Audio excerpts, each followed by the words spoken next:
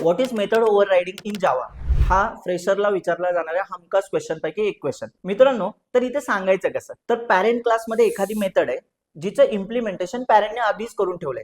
जर तुम्ही त्या मेथडच्या इम्प्लिमेंटेशन बाबत सहमत नसाल तर चाइल्ड क्लास त्या सेम मेथडला वेगळं इम्प्लिमेंटेशन देतो. याच कन्सेप्टला म्हणतात मेथड ओव्हररायडिंग. चला तर थोडं समजायला अवघड वाटले का? चला एका रिअल टाइम एक्झाम्पलने समजून घेऊ.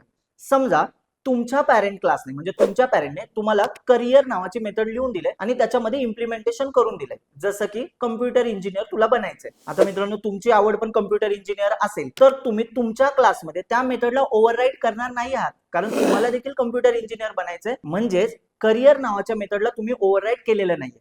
चला आता दुसरा सिनारिओ बघूया. समजा लग्नाची गोष्ट निघाली. आता घरच्यांनी एखादी मुलगी निवडली, तिचं इम्प्लिमेंटेशन त्यांनी करून ठेवले.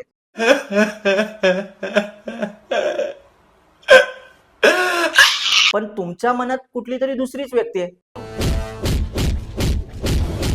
म्हणजे पॅरेंटने लिहिलेल्या मॅरी नावाच्या मेथडच्या इम्प्लिमेंटेशन बाबत तुम्ही सहमत नाही आहात. तुम्हाला तुमचं स्वतःचं वेगळं इम्प्लिमेंटेशन करायचंय. अशा सिनारिओ मध्ये तुम्ही पॅरेंटच्या मेथडला ओव्हरराईड करू शकता.